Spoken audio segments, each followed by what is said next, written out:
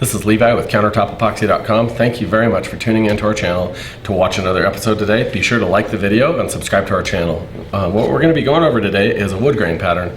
It's something a lot of people have been interested in.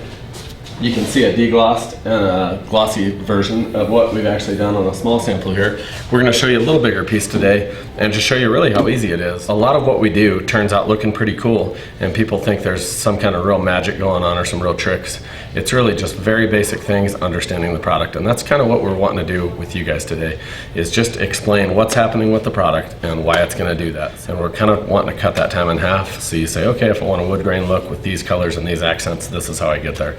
So if we use, say, a black base coat, you could use an almond base coat. If we're using gold on top of black to make it really pop, and a translucent blue, you could be using a light brown and a bronze, and you could get a much more natural looking. Just remember when doing this that you can take any colors you want to out and replace them with any other colors. We're trying to show you the process. Obviously our main goal is to not just make a piece of art, but make something that's functional that people could use in their kitchen or bathroom, a floor, a countertop, whatever they're doing. So if you want specific mixing instructions, I know we have those on our website somewhere else, but I'm still going to go over the quick mixing process here, just to reiterate things. A few tricks I do is I'm always going to mix a number 1 container, mark it right there on the container. I'm going to mark a number 2 container. Part A and part B in this container, you're going to mix for 5 minutes, and you're going to switch them into a number 2 container and mix for 4 minutes. So I also write on my little Home Depot stick, number 1 and number 2.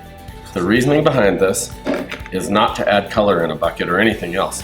The whole entire reason for this is so that we don't get sticky material stuck to the side of the container. If you don't switch buckets and you just try to mix in this bucket really, really well, what you always have is a little bit of unmixed A or B that's stuck to the side of the container. And if you're like me, you're trying to save every little bit and scrape all of it out of the container, you end up wiping it off, scraping your stick off, scraping it off here, and you end up with a sticky spot that never cures. I'm going to be mixing a total of 24 fluid ounces, so I'm going to be pouring my hardener in first, and that's because of the viscosity of it. It has less tendency to stick to the sides of the container. So for a total of 24 ounces of epoxy, I'm going to put 12 ounces of hardener and 12 ounces of resin. Now, starting in my number 1 mixing container with 24 ounces, I'm going to mix for 5 minutes. Now that we went ahead and mixed for 5 minutes, our product is, right now it's about 82 degrees, so we're going to switch containers. What we're going to do here is we're going to make sure that we have enough color by mixing for a minute, and then we're going to scrape our stick off. A lot of people ask how we can tell if we have enough color of our prime coat actually in the resin. We're going to scrape our stick off, and if you see there's writing on the stick, right here there's actually a measurement. We're going to dip the stick in, we're going to pull it out. If you immediately start to see the letters or the numbers or the writing on the stick, obviously it's a little too thin and it's probably not going to block epoxy once you have it up. But right here, we're good.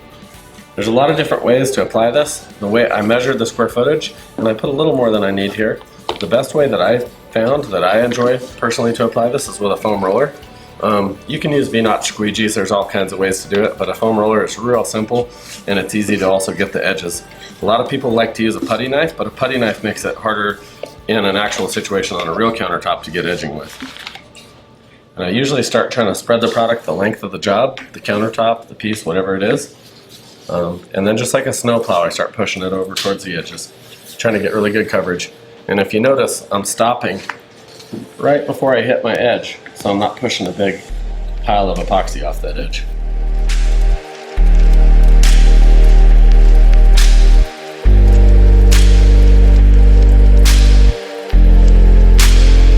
So we're going to go ahead and torch this.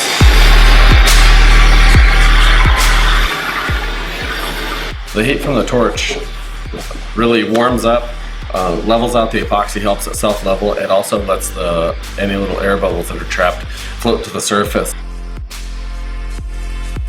The accent powders you buy in the bag, we mix these right here with about a quart of powder. We have a quart of 91% alcohol. I shake it up before I spray it on, and then I get my pattern and adjust my color down here with the pattern I want to spray off of my piece before I spray it right onto my top.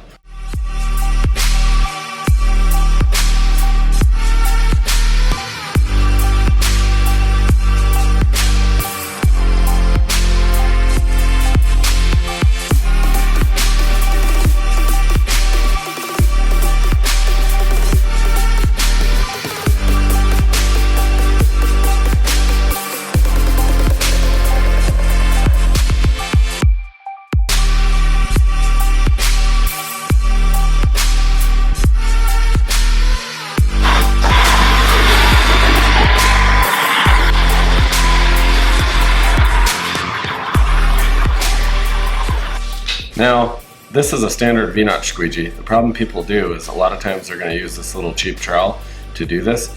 This is probably going to be at its max thickness, just going over the top of this. So you can use a hair pick, a comb, it really doesn't matter, a putty knife from Lowe's, and I took scissors to it. It's real soft material, and I cut it out.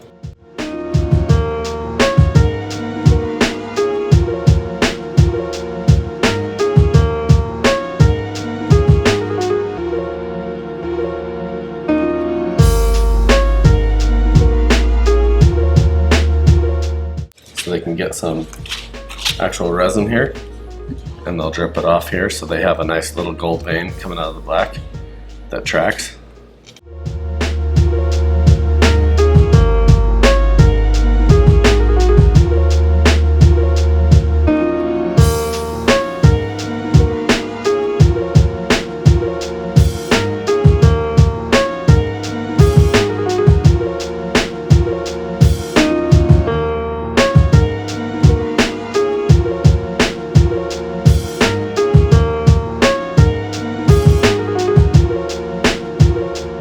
I'm gonna go ahead and call this good right here.